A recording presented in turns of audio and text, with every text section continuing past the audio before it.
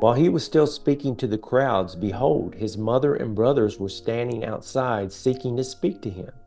Someone said to him, behold, your mother and your brothers are standing outside seeking to speak to you.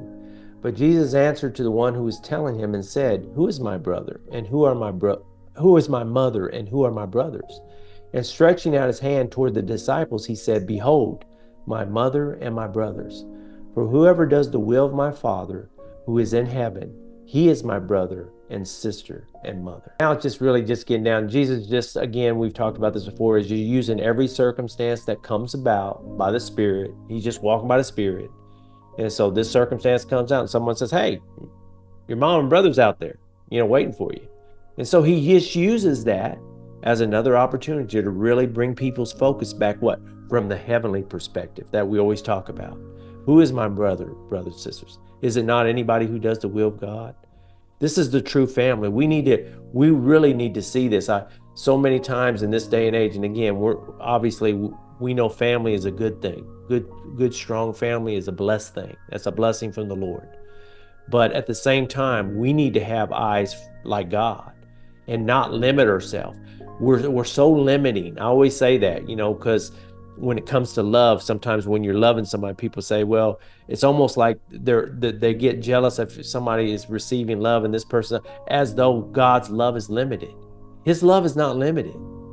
In other words, I can love somebody over here 100% and still love somebody over here 100%. But man doesn't understand that, because if you got 100% over here, you can't have no more. But God is unlimited. He's not. So the reality is, we got to realize, even though we might have a natural, bringing it back to what we're talking about here, you have a natural family that's blessed, but don't limit yourself to say that's just it, because you got a whole family. We're supposed to see everybody as people of God. And why is that important? Because one day that's the way it's going to be. We're all going to be one family. So if you're having trouble accepting other people as part of your family, you better get used to it, because one day they're going to all be your family members. And you better get used to it now. I think you covered it all with that, Dad. The one thing that I take from this passage is plain here. It's let's read what it's saying, okay? It said, okay, so Jesus is speaking to everybody. He's speaking to the crowds. That's what it says. What were his brother and mothers coming to do? It says right here, they were seeking to speak to him. Everybody was probably wanting to speak to him around there, right? Okay. So then the disciples or whoever put emphasis, they put significance on who it was asking. Behold, your mother and your brother outside seeking to speak to you.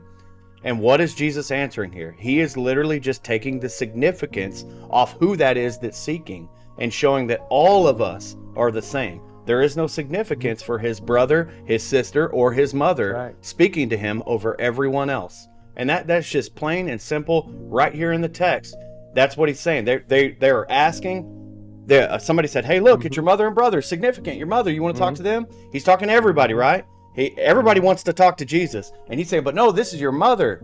This is your brother. This is significance. And he's saying there is no significance. All of these people that listen, that do the will of my Father, are my brother, my mother, and my sister.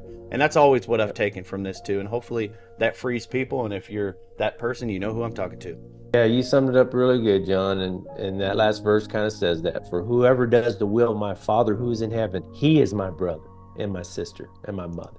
He just sums it up there. He says, hey, if you do my will, and that's the way our outlook should be. Anybody's our brother or sister. If they're in the family of God, they're seeking to do the will of the Father, then they're your brother or sister, no matter what you want to think. And there is no obligation. Obviously, God's going to have you sometimes wherever you're at. If He has you doing something with a particular person, you may be spending more time with this person over here than that person. But it's just because that's the circumstance. He has you. You're a member of the body. He's using you in that facet. But our mind frame should be that everybody's our brother and sister. And that's why we should remember. And I just want to do a quick note about that's important about our brothers and sisters in other countries. We get country focused. We're just talking about our country here. Well, God's a God of the whole world. So it's not just us. So those people over in different places suffering different things, they're our brothers and sisters too. And so we need to be praying for them. We need to be, asking God to help them as well, because they are brothers and sisters. Anybody who is doing the will of our Father.